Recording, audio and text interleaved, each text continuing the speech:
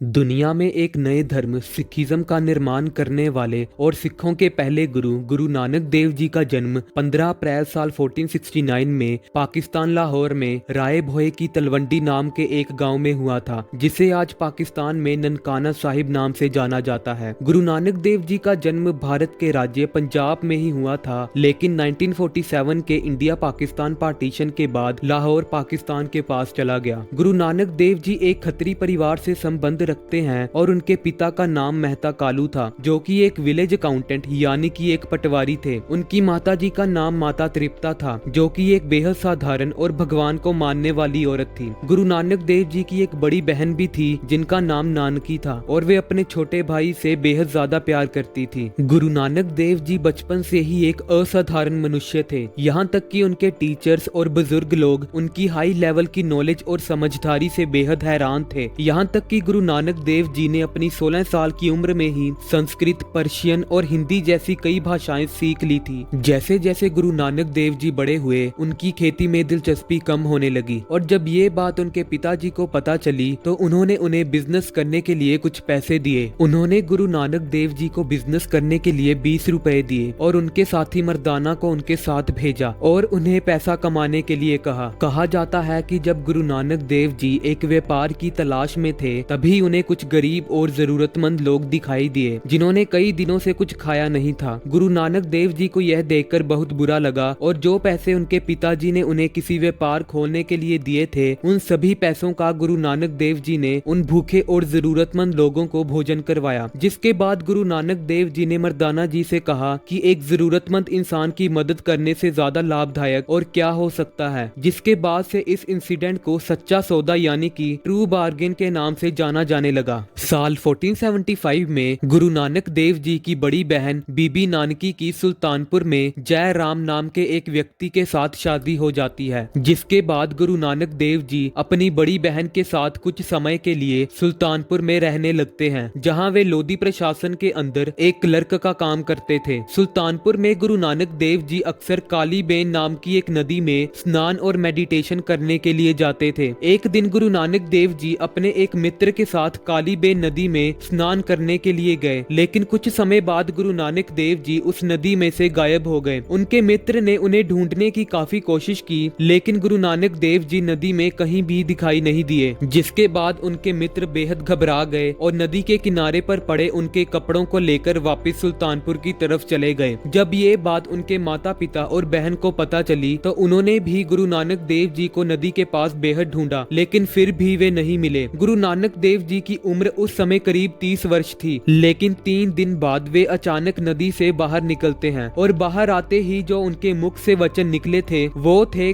सभी एक हैं और कोई भी हिंदू या मुस्लिम नहीं है। गुरु नानक देव जी ने बताया कि इन 3 दिनों के दौरान उन्हें भगवान के दरबार में ले जाया गया और पीने के लिए अमृत का एक कप दिया गया, और इस अमृत ने उन्हें ईश्वर के नाम का उपहार दिया और लोगों में भगवान के नाम को लेकर जागरूकता फैलाने को कहा। उन्होंने लोगों को समझाया कि भगवान ना तो हिंदू हैं और ना ही मुसलमान, और इसलिए वे भगवान के मार्ग पर चलना ही पसंद करेंगे। अपनी इस जिम्मेदारी के चलते गुरु नानक देव जी ने अपनी नौकरी छोड़ दी और दुनिया भर में भगवान द्वारा दिए गए संदेश को पहुंचाने के लिए निकल पड़े। गुरु नानक देव जी ने इस दौरान मुख्य रूप से 4 यात्राएं की। पहली यात्रा में उन्होंने पाकिस्तान और भारत के ज्यादातर हिस्सों को कवर किया, और इस यात्रा में लगभग 7 साल लगे, यानी कि साल 1500 से लेकर साल 1507 तक। साल 1507 की अपनी दूसरी यात्रा में गुरु नानक देव जी ने श्रीलंका के ज्यादातर हिस्सों को कवर किया। इस यात्रा में भी उन्हें 7 साल का समय लगा। अपनी तीसरी यात्रा में गुरु नानक देव जी ने पहाड़ी इलाकों को कवर किया, जिसमें हिमालय, कश्मीर, नेपाल,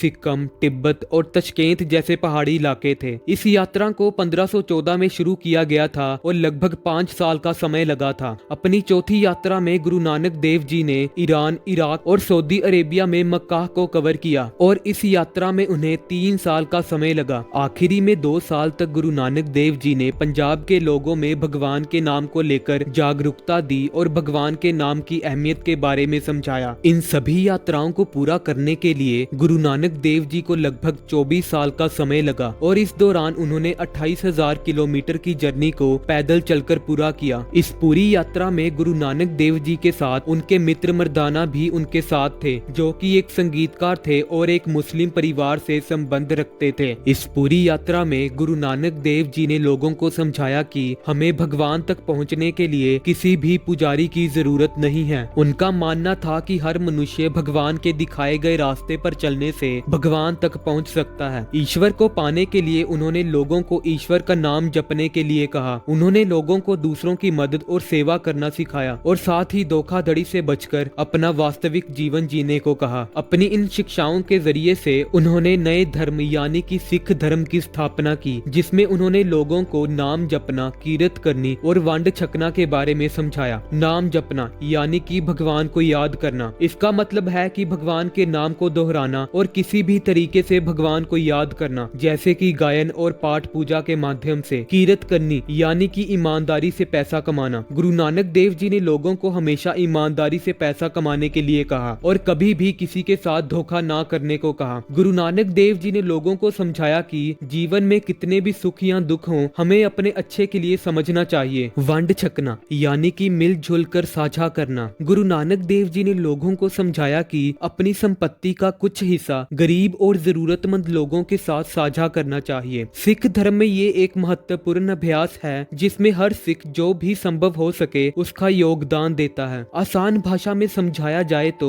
अगर किसी के पास खाने के लिए भोजन है तो उसे उस भोजन को किसी गरीब या भूखे इंसान के साथ साझा करना चाहिए। गुरु नानक देव जी के समय में औरतों को बिल्कुल भी इज्जत नहीं दी जाती थी, लेकिन उन्होंने समाज को एक औरत की अहमियत के बारे में समझाया। उन्होंने समझाया कि औरत के बिना इस संसार में कुछ भी संभव नहीं है। हर इंसान औरत के माध्यम से ही जन्म लेता है और एक औरत से ही शादी करता है। एक औरत ही उसकी बेटी बनती है। ऐसे में औरत और पुरुष समाज में एक बराबर हैं। गुरु नानक देव जी ने लोगों को समझाया कि भगवान एक है और उनके द्वारा बनाए गए सभी इंसान भी एक बराबर हैं और कोई भी नीचे दर्जे का नहीं है। उन्होंने समझाया कि इस दुनिया में हर चीज उस परमात्मा द्वारा ही बनाई गई है और इंसान भी उन्हीं में से एक है। साल 1947 में गुरु नानक देव जी की माता सुलखनी जी से शादी हुई थी और उनके 2 पुत्र थे, बाबा श्री चंद जी और लक्ष्मी दास जी। सच्चा सौदा इंसिडेंट के बाद से पंजाब में लंगर की प्रथा शुरू हुई, जो आज भी दुनिया भर में सिखों द्वारा गुरुद्वारों में बड़े ही प्यार और श्रद्धा से निभाई जा रही है, जिसमें हर एक जाति के लोग जमीन पर साथ में बैठकर, जिसे पंगत बोला जाता है, गुरु का लंगर ग्रहण करते हैं। गुरु नानक देव जी ने अपनी जिंदगी भर लोगों को